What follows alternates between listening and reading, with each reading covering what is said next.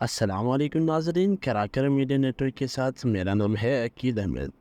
ناظرین، کراچی سے حویلیاں جانے والی ہزارہ ایکسپریس کی کئی بوگیاں نواب شاہ کے قریب پٹری سے اتر گئی، جس کے نتیجے میں کم از کم 30 افراد جاں بحق اور 80 سے زائد زخمی ہو گئے۔ ریلوے حکام کے مطابق کراچی سے آنے والی ہزارہ ایکسپریس سرہاری ریلوے اسٹیشن کے قریب حادثے کا شکار ہوئی۔ حادثے میں ہزارہ ایکسپریس کی کئی بوگیاں ٹریک سے ہی اتر گئیں۔ اس حوالے سے ڈی ایس ریلوے محمود الرحمان کا کہنا ہے کہ نواب شاہ کے قریب ہزارہ ایکسپریس کی 10 بوگیاں پٹری سے اتری۔ حادثے کے باعث اب ٹریک پر ٹریفک معطل ہو گئی ہے۔ لوکو شیڈ روہڑی سے ریلیف ٹرین جائے حادثہ کی جانب روانہ کر دی گئی ہے۔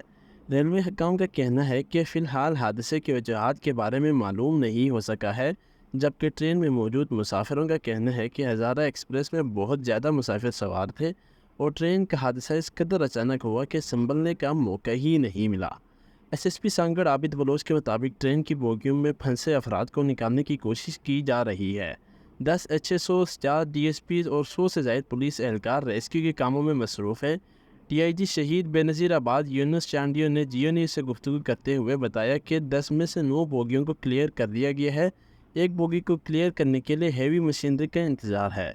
دوسری جانب کمشنر نواب شاہ عباس بلوچ نے بتایا کہ ٹرین حادثے میں جاں بحق افراد کی تعداد 30 ہو چکی ہے، جبکہ ایک بوگی میں اب بھی مسافر پھنسے ہوئے ہیں۔